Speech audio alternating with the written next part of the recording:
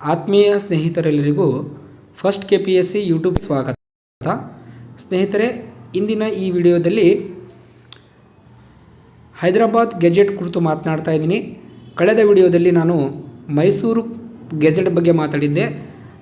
1918 ಮತ್ತು 17ರ ಸುಮಾರದಲ್ಲಿ ಮೈಸೂರು ಒಂದು ಗೆಜೆಟನ್ನು ಹೊರಡಿಸಿದೆ. ಆ ಗೆಜೆಟ್ನಲ್ಲಿ ಯಾವ ಜಾತಿಗಳು ಮೈಸೂರು ಪ್ರಾಂತ್ಯದಲ್ಲಿ ವಾಸ ಮಾಡ್ತಿದ್ವು, ಅದರಲ್ಲಿ ಪ್ರಮುಖವಾಗಿ SC ST ಜನಾಂಗಕ್ಕೆ ಸಂಬಂಧಪಟ್ಟಂಥ ಮಾಹಿತಿಯನ್ನು ಕೊಟ್ಟಿದೆ. ಎಸ್ಪೆಷಲಿ SC ಜನಾಂಗದ ಕುರಿತು ಮಾಹಿತಿ ನೀಡಿದೆ. ಅದು ಸಂವಿಧಾನ ಜಾರಿಗೆ ಬಂದ ನಂತರ ಯಾವ ಜಾತಿಯು SC ಪಟ್ಟಿ ಒಳಗಿದ್ದವು ಮೈಸೂರು ಭಾಗದಲ್ಲಿ ಅಂತಕ್ಕಂಥದ್ದು ಇನ್ಫಾರ್ಮೇಷನ್ನ ಶೇರ್ ಮಾಡಿದ್ದೆ. ಸೊ ಈ ಇಂದಿನ ವಿಡಿಯೋದಲ್ಲಿ ಇದರಲ್ಲಿ ಪ್ರಮುಖವಾಗಿ ಸಾಕಷ್ಟು ಸ್ನೇಹಿತರು ತಾವುಗಳು ಕೇವಲ ಮೈಸೂರು ಪ್ರಾಂತ್ಯದ ಬಗ್ಗೆ ಅಷ್ಟೇ ಇನ್ಫಾರ್ಮೇಷನ್ಸ್ ನೀಡಿದ್ದೀರಾ, ತಪ್ಪು ಮಾಹಿತಿಯನ್ನು ನೀಡಿದ್ದೀರಾ ಅಂತ ಹೇಳ್ತಾಯಿದ್ರು. ಸೊ ನಾವು ಆಗಿನ ಕಾಲದ ಗೋರ್ಮೆಂಟ್ನ ಗೆಜೆಟ್ಗಳನ್ನು ತಗೊಂಡು ಮಾತಾಡ್ತಾ ಇದ್ದೀನಿ. ಯಾವುದು ಸುಳ್ಳು ಮಾಹಿತಿಯನ್ನು ನೀಡ್ತಕ್ಕಂತಹ ಒಂದು ಕೆಲಸವನ್ನು ಮಾಡ್ತಾ ಇಲ್ಲ. ಇದು ಹೈದರಾಬಾದ್ ಸ್ಟೇಟ್ ಗೆಜೆಟ್ ಅಂದರೆ 1909ರಲ್ಲಿ ನೋಡಿ ಸ್ನೇಹಿತರೆ, ಇದು 1909ರಲ್ಲಿ ಈ ಗೆಜೆಟ್ ಪ್ರಕಟಣೆಯಾಗಿದೆ. ಆ ಸಂದರ್ಭದಲ್ಲಿ ಹೈದರಾಬಾದ್ ಪ್ರಾಂತ್ಯ ಮತ್ತು ಮುಂಬೈನ ಕೆಲವು ಭಾಗಗಳು, ಆ ಭಾಗದಲ್ಲಿ ವಾಸಿಸ್ತಕ್ಕಂತಹ ಜನಾಂಗಗಳ ಕುರಿತು ಮಾಹಿತಿ ಇದೆ. ಆ ಜನಾಂಗಗಳ ಸಾಮಾಜಿಕ, ಆರ್ಥಿಕ, ಶೈಕ್ಷಣಿಕ ಮತ್ತು ಅವರ ಒಂದು ಯಾವ ರೀತಿಯ ಒಂದು ಬಡತನ ಇತ್ತು ಆ ಜನಾಂಗಗಳಲ್ಲಿ ಅಂತಕ್ಕಂಥದ್ದನ್ನು ಜನಸಂಖ್ಯಾ ಒಂದು ಸೆನ್ಸಸ್ಸಲ್ಲಿ ತಿಳಿಸಿರ್ತಕ್ಕಂಥ ಒಂದು ಮಾಹಿತಿಯನ್ನು ನಾನು ಶೇರ್ ಮಾಡ್ತಾಯಿದ್ದೀನಿ ಸ್ನೇಹಿತರೆ.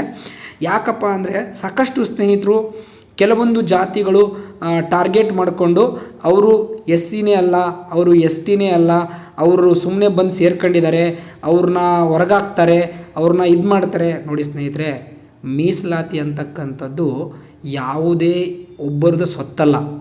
ಅದು ಡಾಕ್ಟರ್ ಬಾಬಾ ಸಾಹೇಬ್ ಅಂಬೇಡ್ಕರ್ ಅವರು ಪ್ರತಿಯೊಬ್ಬರಿಗೂ ನೀಡಿರ್ತಕ್ಕಂತಹ ಒಂದು ಏನಪ್ಪ ಅಂದರೆ ಉಸಿರು ಅಂತೀವಲ್ಲ, ಅದು ಮೀಸಲಾತಿ ಅಂತಕ್ಕಂಥದ್ದು. ಈ ತಳ ಸಮುದಾಯಗಳಿಗೆ ಅಂಬೇಡ್ಕರ್ ನೀಡಿರ್ತಕ್ಕಂಥ ಉಸಿರು, ಅದರ ಮೇಲೇ ಈ ಸಮುದಾಯಗಳು ಬದುಕ್ತಿರ್ತಕ್ಕಂಥದ್ದು. ಸೊ ಪ್ರತಿಯೊಬ್ಬರು ನಾವುಗಳೇ SC ST OBC ಎಲ್ಲರೂ ಕೂಡ ಒಂದೇ. ಆದರೆ ಮೀಸಲಾತಿ ನೀಡ್ತಿರ್ತಕ್ಕಂಥ ಉದ್ದೇಶಗಳು ತಲತಲಾಂತರದಿಂದ ಕೆಲವು ಸಮುದಾಯಗಳು ಹಿಂದುಳಿದಿದ್ದಾವೆ, ಆರ್ಥಿಕವಾಗಿ, ಶೈಕ್ಷಣಿಕವಾಗಿ, ಸಾಮಾಜಿಕವಾಗಿ. ಕೆಲವೊಬ್ಬರು ಸಾಮಾಜಿಕವಾಗಿ ಕೆಲವೊಂದು ಏನಪ್ಪ ಅಂತೇಳಿದರೆ ಸಮಸ್ಯೆಗಳನ್ನು ಎದುರಿಸಿದ್ದಾರೆ, ಅವಮಾನಗಳನ್ನು ಎದುರಿಸಿದ್ದಾರೆ. ಫಾರ್ ಎಕ್ಸಾಂಪಲ್ ಅಸ್ಪೃಶ್ಯತೆ, ಅನ್ಟಚಬಿಲಿಟಿಯನ್ನು ಕೂಡ ಎದುರಿಸಿದ್ದಾರೆ. ಅದೇ ಮಾದರಿಯ ಇಲ್ಲಿ ಬೇರೆ ಬೇರೆ ಸಮುದಾಯಗಳು ಆರ್ಥಿಕವಾಗಿ ಶೋಷಣೆಯಾಗಿದ್ದಾವೆ, ಸಾಮಾಜಿಕವಾಗಿಯೂ ಶೋಷಣೆಯಾಗಿದ್ದಾವೆ. ಕೆಲವೊಂದು ಸಮುದಾಯಗಳು ಸಮಾಜದ ತಿರಸ್ಕರಿಸಲ್ಪಟ್ಟಿದೆ. ಈ ರೀತಿಯ ಸಮಸ್ಯೆಗಳು ಪ್ರತಿಯೊಂದು ಸಮುದಾಯಗಳು ಈಗೇನು SC ST ಪಟ್ಟಿಯಲ್ಲಿರ್ತಕ್ಕಂಥ ಸಮುದಾಯಗಳು ಹೊಂದಿರೋದ್ರಿಂದಲೇ ಅವರು ಆಗಿನ ಕಾಲದಲ್ಲಿ ಅದನ್ನೆಲ್ಲ ತಿಳಿದುಕೊಂಡು ನೋಡಿಕೊಂಡು ಅವ್ರನ್ನ SC ST ಪಟ್ಟಿಯಲ್ಲಿ ಸೇರಿಸಿರ್ತಕ್ಕಂಥದ್ದು. ಸುಮ್ಮನೆ ಯಾವುದೇ ಒಂದು ಜಾತಿಯನ್ನು SC ST ಪಟ್ಟಿಗೆ ಸೇರಿಸಲಿಕ್ಕೆ ಹೋಗೋದಿಲ್ಲ. ಫಾರ್ ಎಕ್ಸಾಂಪಲ್ ಇವಾಗಲೇ ನಮ್ಮ ಕರ್ನಾಟಕದಲ್ಲೇ ಒಂದು ಎಕ್ಸಾಂಪಲ್ ಕೊಡ್ತೀನಿ, ಬೆಸ್ಟ್ ಎಕ್ಸಾಂಪಲ್ ಅಂತ ಹೇಳಿದರೆ. ಏನಪ್ಪ ಬೆಸ್ಟ್ ಎಕ್ಸಾಂಪಲ್ ಅಂತ ಹೇಳಿದರೆ, ನಮ್ಮ ಕರ್ನಾಟಕದಲ್ಲೇ ಇರತಕ್ಕಂಥ ಒಂದು ಬುಡಕಟ್ಟು ಜನಾಂಗ, ಆ ಬುಡಕಟ್ಟು ಜನಾಂಗವನ್ನು ಗೊಲ್ಲರು ಅಂತ ಬರ್ತದೆ, ಕಾಡುಗೊಲ್ಲರು ಅಂಥೇಳಿ. ಈ ಕಾಡುಗೊಲ್ಲ ಜನಾಂಗವನ್ನು STಗೆ ಸೇರಿಸ್ಬೇಕಂಥೇಳಿ, ಕಾಡುಗೊಲ್ಲ ಜನಾಂಗವನ್ನು ST ಪಟ್ಟಿಗೆ ಸೇರಿಸ್ಬೇಕಂಥೇಳಿ ಶಿಫಾರಸ್ಸಾಗಿತ್ತು ಕೇಂದ್ರ ಸರ್ಕಾರಕ್ಕೆ. ಅಲ್ಲಿ ಕೇಂದ್ರ ಮಟ್ಟದಲ್ಲಿರ್ತಕ್ಕಂತಹ ಪರಿಶಿಷ್ಟ ಪಂಗಡಗಳ ಒಂದು ಏನು ಆಯೋಗ ಮತ್ತು ಕಮಿಷನ್ ಏನಿದೆ, ಕೆಲವೊಂದು ಟರ್ಮ್ಸ್ಗಳಿರ್ತವೆ ಸ್ನೇಹಿತರೆ, ಕಂಡೀಷನ್ಸ್ಗಳಿರ್ತದೆ, ಕೆಲವೊಂದು ಫ್ಯೂಚರ್ಸ್ಗಳಿರ್ತದೆ. ಏನಪ್ಪ ಅಂತೇಳಿದರೆ, ಇಂಥ ಜನಾಂಗ ST ಜನಾಂಗ ಆಗಬೇಕಂದ್ರೆ ಅವರದ್ದೇ ಆಗಿರ್ತಕ್ಕಂತಹ ಸ್ಪೆಷಲ್ ಭಾಷೆ ಆಗಿರಬೇಕು, ಅವರದೇ ಆಗಿರ್ತಕ್ಕಂಥ ವೇಷಭೂಷಣಗಳಿರಬೇಕು, ಅವರದೇ ಆಗಿರ್ತಕ್ಕಂಥ ಪ್ರತ್ಯೇಕ ದೇವತಾರಾಧನೆ ಆಗಿರಬೇಕು, ಅವರದೇ ಆಗಿರ್ತಕ್ಕಂಥ ಸಾಮಾಜಿಕ ವ್ಯವಸ್ಥೆ ಆಗಿರಬೇಕು. ಅಂತಹ ಜನಾಂಗಗಳನ್ನು ಒಂದು SC ಪಟ್ಟಿಗೆ ಸೇರಿಸ್ತಾರೆ. ಮತ್ತು ಕೆಲವೊಂದು ಟರ್ಮ್ಸ್ಗಳಿದ್ದಾವೆ, ಅದರಿಂದ ಸೇರಿಸ್ತಾರೆ. ಸುಮ್ಮನೆ ಯಾರನ್ನೇ ಹೋಗಲಿ ST ಪಟ್ಟಿಯಲ್ಲಿ ಸೇರಿಸ್ರಿ, ಸುಮ್ಮನೆ ಹೋಗಿ ಯಾರನ್ನೇ ತಂದು SC ಪಟ್ಟಿಗೆ ಸೇರಿಸಿರ್ತಕ್ಕಂಥದ್ದಲ್ಲ. ಸುಮ್ಮನೆ ತುಂಬ ಜನ ಸ್ನೇಹಿತರು ಇವ್ರನ್ನ ಹೊರಗಾಕಬೇಕು, ಇವರಿಂದಲೇ SC ಜನಾಂಗ ಇದಾಗ್ತಿದೆ, ST ಜನಾಂಗ ಇದಾಗ್ತಿದೆ, ಇವ್ರನ್ನ ಮುಂದುವರೆದು ಬಿಟ್ಟಿದ್ದಾರೆ, ಅಭಿವೃದ್ಧಿ ಆಗಿಬಿಟ್ಟಿದ್ದಾರೆ. ಸೊ ಎಲ್ಲ ಜನಾಂಗದಲ್ಲೂ ಮುಂದುವರೆದಿದ್ದಾರೆ, ಎಲ್ಲ ಜನಾಂಗದಲ್ಲೂ ಹಿಂದುಳಿದಿದ್ದಾರೆ. ಅದನ್ನು ಅರ್ಥ ಮಾಡ್ಕೋಬೇಕು. ವಿದ್ಯಾವಂತರು, ತಿಳಿದಿರ್ತಕ್ಕಂಥವ್ರು, ಸ್ವಲ್ಪ ಜ್ಞಾನವಂತರು ಅದನ್ನು ಇನ್ಫಾರ್ಮೇಷನ್ಸ್ನ ಕ್ಲೀನಾಗಿ ತಿಳ್ಕೋಬೇಕು. ಯಾವ ಜಾತಿಯಲ್ಲಿ ಎಲ್ಲ ಜನ ಮೀಸಲಾತಿ ಪಡ್ಕೊಂಡ್ಮೇಲೆ ಅಲ್ಪ ಸ್ವಲ್ಪ ಎಲ್ಲೋ ಒಂದು ಕಡೆ ಮೀಸಲಾತಿ ಪಡ್ಕೊಂಡು ಕೆಲವೊಬ್ಬರು ಅಷ್ಟೇ ಮುಂದೆ ಬಂದಿದ್ದಾರೆ. ಸಾಕಷ್ಟು 75-80% ಸಮಾಜ ಇನ್ನೂ ಹಿಂದುಳಿದಿರ್ತಕ್ಕಂಥದ್ದು. ಗ್ರಾಮೀಣ ಪ್ರದೇಶದಲ್ಲಿ ವಾಸ ಮಾಡ್ತಕ್ಕಂಥ ಅಣ್ಣ ತಮ್ಮ ಸಹೋದರರು ಇನ್ನೂ ಕೂಡ ಅಸ್ಪೃಶ್ಯತೆಯನ್ನು ಅನುಭವಿಸ್ತಿದ್ದಾರೆ, ಸಾಮಾಜಿಕ ಬಹಿಷ್ಕಾರನ ಅನುಭವಿಸ್ತಿದ್ದಾರೆ. ಇನ್ನೂ ಕೆಲವೊಂದು ಜನಾಂಗಗಳನ್ನು ಊರುಗಳೊಳಗಡೆ ಬಿಟ್ಕೊಳ್ಳೋದಿಲ್ಲ, ದೇವಸ್ಥಾನದೊಳಗಡೆ ಬಿಟ್ಕೊಳ್ಳೋದಿಲ್ಲ, ಕುಡಿಲಿಕ್ಕೆ ನೀರು ಕೂಡ ಕೊಡೋದಿಲ್ಲ. ಅದೇ ಮಾದರಿಯಲ್ಲಿ ಬೇರೆ ಬೇರೆ ಪರಿಷ್ಠ ಜಾತಿಯಲ್ಲಿ ಇರತಕ್ಕಂಥ ಬೇರೆ ಬೇರೆ ಜನಾಂಗಗಳು, ಬೋವಿಗಳಿರ್ಬೋದು, ಕೊರಚರಿರ್ಬೋದು, ಕೊರ್ಮಗಳಿರ್ಬೋದು, ಲಂಬಾಣಿಗರಿರ್ಬೋದು, ಇತರ ಬೇರೆ ಬೇರೆ ಜಾತಿಯರು ಅವರು ಬೇರೆ ಬೇರೆ ವಿಧದಲ್ಲಿ ತಾರತಮ್ಯವನ್ನು ಅನುಭವಿಸ್ತಿರೋದ್ರಿಂದಲೇ ಅವರಿಗೆ ಎಸ್ ಟಿ ಪಟ್ಟಿಯಲ್ಲಿ ಸೇರಿಸ್ತಿರ್ತಕ್ಕಂಥದ್ದು. ಕೇವಲ ಕೆಲವೊಂದು ಸಮುದಾಯಗಳನ್ನು ಟಾರ್ಗೆಟ್ ಮಾಡಿ ಮಾತಾಡ್ತಕ್ಕಂಥದ್ದು ತಪ್ಪಾಗ್ತದೆ ಅಂತಕ್ಕಂಥದ್ದನ್ನು ಸ್ನೇಹಿತರುಗಳು ಅರ್ಥ ಮಾಡ್ಕೋಬೇಕು. ಮೀಸಲಾತಿಯನ್ನು ಪ್ರತಿಯೊಬ್ಬರು ಉಪಯೋಗ ಪಡ್ಕೋಬೇಕು. ತಾವು ಈಗ ಫಾರ್ ಎಕ್ಸಾಂಪಲ್ ಅದಕ್ಕೋಸ್ಕರನೇ ಒಳ ಮೀಸಲಾತಿ ಬಂದಿರತಕ್ಕಂಥದ್ದು. ಒಳ ಮೀಸಲಾತಿ ಆಗ್ತದೆ ಅಂದರೆ ಕೆಲವೊಂದು ಸಮುದಾಯಗಳು ಹೆಚ್ಚಿಗೆ ಬಳಸ್ತಿದೆ, ಕೆಲವೊಂದು ಸಮುದಾಯಗಳು ಕಡಿಮೆ ಬರ್ತಿದೆ ಅಂಥೇಳಿ. ಸೊ ಇವಾಗ ಎಲ್ರಿಗೂ ನ್ಯಾಯ ಎತ್ತಿ ಹಿಡಿದಿದ್ದಾರೆ. ಸೊ ಅದರಲ್ಲಿ ಏನೇನೋ ಗೊಂದಲಗಳಿದೆ, ಅದನ್ನು ಬಗೆಹರಿಸ್ತದೆ ಗೌರ್ಮೆಂಟು. ನೀನು SCನೇ ಅಲ್ಲ, ನೀನು SCನ ತೆಗಿಬೇಕು. ಯಾರ್ರೀ ನೀವು? ಯಾರು ಹೇಳೋಕ್ಕೆ ಆ ಜಾತಿಗಳಿಗೆ SCಯಿಂದ ತೆಗೀರಿ ಅಂತ ಹೇಳೋಕ್ಕೆ ಯಾರಪ್ಪ? ಹೂ ಆರ್ ಯು ಅಂತ ಕೇಳ್ಬೋದು. ಯಾರು ನಿನಗೆ ಅಧಿಕಾರ ಕೊಟ್ಟವ್ರು? ಯಾರು? ನೀನು SCನೇ ಅಲ್ಲ ಅಂತೇಳಿ. ಅವರು ಅಂಬೇಡ್ಕರು ಯಾರ ಮನೆ ಸ್ವತ್ತಲ್ಲ. ಯಾರು ಕೂಡ ಅಂಬೇಡ್ಕರ್ನ ಪೇಟೆಂಟ್ ಮಾಡ್ಕೊಳಕ್ಕೆ ಹೋಗಬಾರ್ದು. ಅವರು ಕೊಟ್ಟಿರ್ತಕ್ಕಂಥ ಸಂವಿಧಾನ ನಿಮ್ಮ ಕೆಲವೊಬ್ರಿಗೆ ಅಷ್ಟೇ ಮೀಸಲಾತಿ ಕೊಡ್ರಿ ಅಂತ ಹೇಳಿಲ್ಲ. ಯಾರು ಸಮಾಜದಲ್ಲಿ ಆರ್ಥಿಕವಾಗಿ, ಶೈಕ್ಷಣಿಕವಾಗಿ, ಸಾಮಾಜಿಕವಾಗಿ ನೋವನ್ನು ಅನುಭವಿಸ್ತಿದ್ದಾರೆ, ಹಿಂದುಳಿದರೆ, ಅತಿ ಕೆಟ್ಟ ಪರಿಸ್ಥಿತಿ ಇದ್ದಾರೆ, ಪ್ರತಿಯೊಬ್ಬರಿಗೂ ಮೀಸಲಾತಿ ನೀಡಬೇಕು ಅಂತೇಳಿ ಹೇಳಿರ್ತಕ್ಕಂಥದ್ದು. ಬರೀ ಇಂಥವರಿಗೆ ನೀಡ್ರಿ ಮೀಸಲಾತಿ, ಇವ್ರಿಗೆ ನೀಡಬೇಡ್ರಿ ಮೀಸಲಾತಿ ಅಂತ ಎಲ್ಲೂ ಕೂಡ ಅಂಬೇಡ್ಕರ್ ಇಲ್ಲ. ತಪ್ಪು ಸಂದೇಶವನ್ನು ಕೊಡ್ಲಿಕ್ಕೆ ಹೋಗಬೇಡಿ, ತಪ್ಪು ಭಾಷಣಗಳನ್ನು ಮಾಡಬೇಡಿ. ಮೈಕ್ ಸಿಕ್ಕಾಗ ಸ್ವಲ್ಪ ಅರ್ಥಕೊಂಡು ಮಾತಾಡ್ಬೇಕಂತೇಳಿ ಸ್ನೇಹಿತರಿಗೆ ಕಿವಿ ಮಾತನ್ನು ಹೇಳ್ತೀನಿ. ಸೊ ಇನ್ನೊಂದು ಅತಿ ಮುಖ್ಯವಾದ ಮಾಹಿತಿ, ಕೆಲವೊಂದು ಸ್ನೇಹಿತರು ಏನಪ್ಪ ಅಂತೇಳಿದರೆ ಹೈದರಾಬಾದ್ ಗೆಜೆಟ್ ಪ್ರಕಾರ ಏನಪ್ಪ ಅಂತೇಳಿದರೆ ಒಳ ಮೀಸಲಾತಿ ಅಂತೀನಿ, ಮೀಸಲಾತಿ ಇರಲಿಲ್ಲ, ಬೇರೆ ಬೇರೆ ಕ್ಯಾಸ್ಟ್ ಬೇರೆ ಬೇರೆ ಇಲ್ಲಿದ್ವು ಅಂತ ಹೇಳಿದರು. ಸೊ ಅದ್ರ ಕುರಿತು ಮಾತಾಡ್ತೀನಿ 1909. ಸೊ ಆ ಮಾಹಿತಿನ ತಮ್ಮೆಲ್ಲರ ಮುಂದೆ ಶೇರ್ ಮಾಡ್ತೀನಿ ಸ್ನೇಹಿತರೆ. 1 ಸೆಕೆಂಡ್ ನೋಡಿ.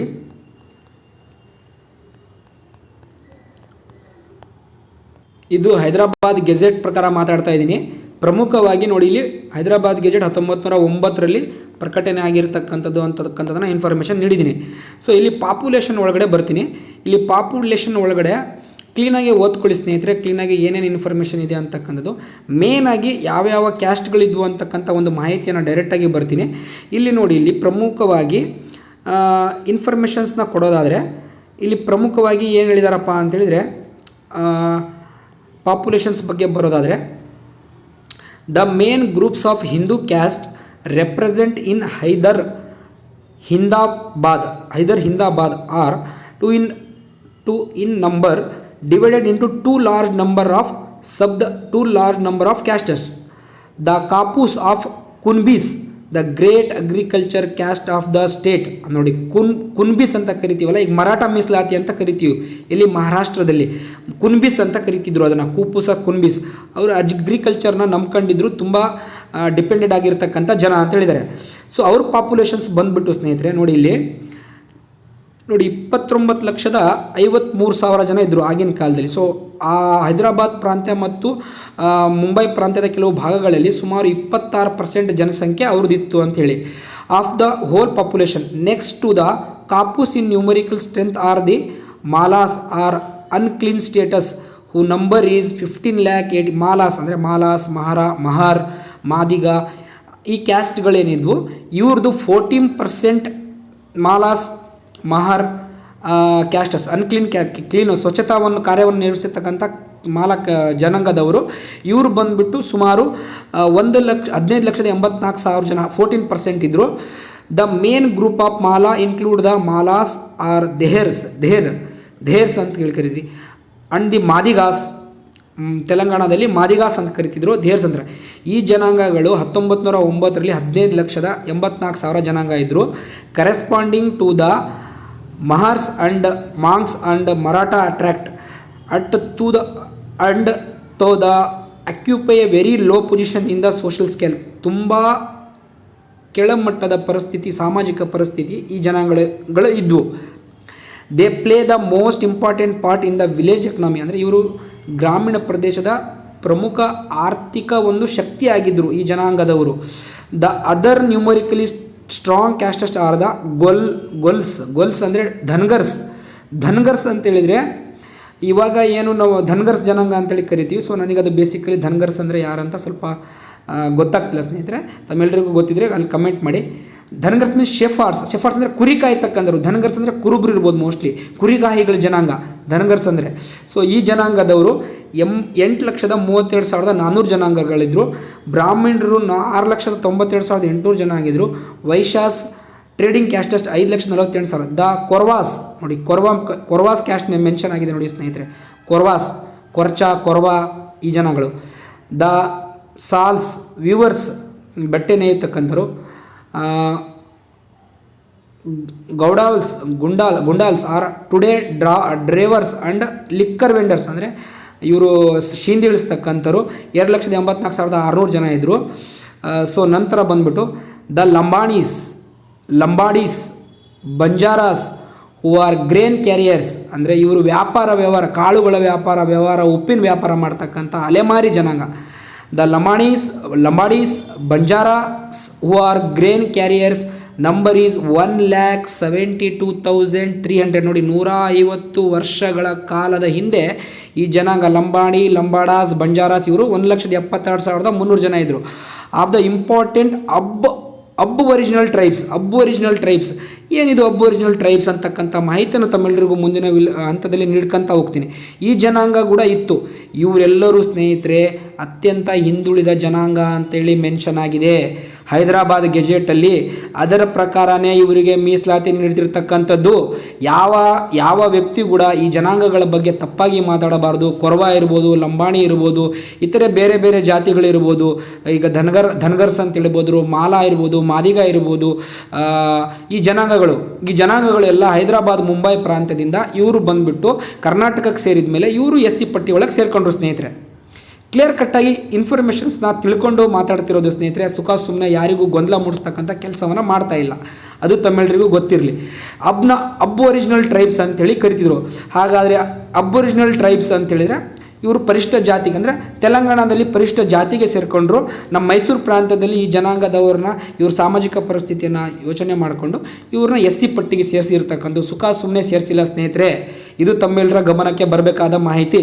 ಸೊ ನಂತರ ಬಂದ್ಬಿಟ್ಟು ಒರಿಜಿನಲ್ ಟ್ರೈಬ್ಸ್ ಅಂದರೆ ಏನು ಅಂತಕ್ಕಂಥ ಮಾಹಿತಿಯನ್ನು ನೀಡ್ತೀನಿ. ನಂತರ ಮೈಸೂರು ಪ್ರಾಂತ್ಯದ ಗೆಜೆಟ್ನಲ್ಲಿ ಏನು ಇನ್ಫಾರ್ಮೇಷನ್ ಇದೆ ಅದನ್ನು ಕೂಡ ತಿಳಿಸ್ಕೊಡ್ತೀನಿ ಸ್ನೇಹಿತರೆ ತಮ್ಮೆಲ್ಲರಿಗೂ. ನೋಡಿ, ಒರಿಜಿನಲ್ ಟ್ರೈಬ್ಸ್ ಅಂದರೆ ಏನು ಅಂಥೇಳಿ. ಒರಿಜಿನಲ್ ಟ್ರೈಬ್ಸ್ ಅಂತ can refer the any indigenous group of people who are native at a particular reason. ನೋಡ್ರಿ, ಇಂಡಿಜಿನಿಯಸ್ ಪೀಪಲ್ ಅಂದರೆ ಇವರು ಸ್ಥಳೀಯರು, ಎಲ್ಲೂ ವಲಸೆ ಎಲ್ಲೋ ಬೇರೆ ದೇಶದಿಂದನೋ ಎಲ್ಲಿಂದಲೋ ವಲಸೆ ಬಂದಿರತಕ್ಕಂಥವ್ರಲ್ಲ. ಇವ್ರನ್ನ ಆದಿವಾಸಿಗಳು ಅಂತಲೂ ಕರೀತಾರೆ. ಇಲ್ಲೆಲ್ಲ ಕೊಟ್ಟಿದ್ದಾರೆ ನೋಡಿ ಸ್ನೇಹಿತರೆ. ಸುಮ್ಮನೆ ಮಾತಾಡಿ ಪ್ರಯೋಜನವಿಲ್ಲ. ವಿತ್ ಡಾಟಾ ಪ್ರೂಫ್ಸ್ ಇಟ್ಟುಗಳು ಮಾತಾಡ್ತಿರೋದು. Scheduled tribes in India are indigenous groups in other parts of the world. These distinct groups ಅಂತೇಳಿ ಕರೀತಾರೆ. ಸೊ ಇವ್ರನ್ನ ಒರಿಜಿನಲ್ ಟ್ರೈಬ್ಸ್ ಅಂದರೆ ಏನು ಅಂತಕ್ಕಂಥ ಮಾಹಿತಿಯನ್ನು ತಮ್ಮೆಲ್ಲರಿಗೂ ತಿಳಿಸೋದಾದರೆ ಇಲ್ಲೆಲ್ಲ ಕರೆಸಿದ್ದಾರೆ ನೋಡಿ ಸ್ನೇಹಿತರೆ. The indigenous people of mainland Australia are known as aboriginal people with Torres Strait lands. ಬೇರೆ ಬೇರೆ ರಾಜ್ಯಗಳು ಕೂಡ ಇವರು ಬೇರೆ ಬೇರೆ ದೇಶಗಳಲ್ಲಿ ಇದ್ದಾರೆ ಅಂತ. ದೇರ್ ಆರ್ 250 ಡಿಫ್ರೆಂಟ್ ಅಬ್ನೊರಿಜಿನಲ್ ಮಾಬ್ಸ್ ಟ್ರೈಬ್ಸ್ ಇನ್ ಆಸ್ಟ್ರೇಲಿಯಾದಲ್ಲಿ ಹೇಳ್ತಿದ್ದಾರೆ. ಸೊ ಇವ್ರ characters Indian tribes, original tribes in India, ಇದ್ರ ಬಗ್ಗೆ ಮಾತಾಡೋಣ ನಾವು. ಇವರು ಶೆಡ್ಯೂಲ್ಡ್ ಟ್ರೈಬ್ಸಲ್ಲಿದ್ದಾರೆ, ಆದಿವಾಸಿ ಅಂತಲೂ ಕರೀತಾರೆ. ಇದ್ರ ಬಗ್ಗೆ ಮಾತಾಡೋಣ. The term scheduled tribes or Adivasis is used in the India for the country's indigenous communities. ಭಾರತೀಯ ನೆಲದ ಮೂಲ ನಿವಾಸಿಗಳನ್ನು ಏನಂತ ಕರೀತಾರೆ? ಒರಿಜಿನಲ್ ಟ್ರೈಬ್ಸ್ ಅಂತ ಕರೀತಾರೆ. ಇವರು ಭಾರತದ ಮೂಲ ನಿವಾಸಿಗಳು. This groups comprise the significant portions of Indian population through their numbers and distributions vary in the state. Notable tribes include the Gonds, Bhils, Santals. ಇವರೆಲ್ಲರೂ ಬರ್ತಾರೆ. ಇವ್ರನ್ನ ಒರಿಜಿನಲ್ ಟ್ರೈಬ್ಸ್ ಅಂತ ಕರೀತಾರೆ. ಇವರು many Adivasi group centralist follow Sarnaism religion. ಇದ್ರ ಬಗ್ಗೆ ಎಲ್ಲ ಕೊಟ್ಟಿದ್ದಾರೆ, ಓದ್ಕೊಳ್ಳಿ. ಒರಿಜಿನಲ್ ಟ್ರೈಬ್ಸ್ ಆದರೆ ಏನು, ಇವ್ರ ಬಗ್ಗೆ ಏನು ಅಂತಕ್ಕಂಥದ್ದನ್ನು ತಿಳಿಸ್ಕೊಳ್ರಿ. ಡಿಫ್ರೆಂಟ್ ಜನಾಂಗ, ಅವರು ಕೂಡ ಪರಿಶಿಷ್ಟ ಜಾತಿ ಪರಿಶಿಷ್ಟ ಪಂಗಡ ಮೀಸಲಾತಿ ಪಡೀಲಿಕ್ಕೆ ಅರ್ಹವಾಗಿರ್ತಕ್ಕಂಥ ಜನಾಂಗ. ಆ ಜನಾಂಗದ ಬಗ್ಗೆ ತುಚ್ಛವಾಗಿ ಮಾತಾಡೋಕ್ಕೆ ಹೋಗಬಾರ್ದು, ಅವ್ರನ್ನ SC ಪಟ್ಟಿಯಿಂದ ತೆಗಿಯೋಕ್ಕೆ ಹೋಗಬಾರ್ದು. ಯಾರೆಲ್ಲರೂ ಈ ಥರ ಮಾತಾಡ್ತಾರಲ್ಲ ಅವ್ರಿಗೆ ಎಷ್ಟು ಅಧಿಕಾರ ಇದೆಯೋ ಅವರಿಗೂ ಅಷ್ಟೇ ಅಧಿಕಾರ ಇದೆ ಅಂತಕ್ಕಂಥದ್ದು ತಿಳ್ಕೊಂಡು ಮಾತಾಡಬೇಕು ಸ್ನೇಹಿತರೆ. ಸೊ ಇದು ಇವತ್ತಿನ ಒಂದು ಟಾಪಿಕ್ ಆಗಿತ್ತು. ಈ ಹಿಂದೆ ನಾನು ಮೈಸೂರು ಗೆಜೆಟ್ ಬಗ್ಗೆ ಮಾತಾಡಿದ್ದೆ, ಅದು ಕೂಡ ನಮ್ಮ ಇನ್ಫಾರ್ಮೇಷನ್ ವಿಡಿಯೋಗಳಲ್ಲಿದೆ. ಇದರ ಇನ್ಫಾರ್ಮೇಷನ್ಸ್ ತಮ್ಮೆಲ್ಲರಿಗೂ ನೀಡಿದ್ದೀನಿ. ತಮ್ಮೆಲ್ಲರಿಗೂ ಈ ವಿಡಿಯೋ ಹೆಲ್ಪ್ಫುಲ್ ಆಗಲಿ ಅಂತ ಭಾವಿಸ್ತೀನಿ. ಸೊ ಸ್ನೇಹಿತರೆ, ನಮ್ಮ ಯೂಟ್ಯೂಬ್ ಚಾನಲ್ ಫಸ್ಟ್ KPSನ ಸಬ್ಸ್ಕ್ರೈಬ್ ಮಾಡ್ಕೊಳ್ಳಿ, ನಿಮ್ಮ ಸ್ನೇಹಿತರಿಗೂ ಶೇರ್ ಮಾಡಿ ಸ್ನೇಹಿತರೆ. ಥ್ಯಾಂಕ್ ಯು, ಧನ್ಯವಾದಗಳು, ನಮಸ್ಕಾರ. ಜೈ ಭೀಮ್, ಜೈ ಕರ್ನಾಟಕ.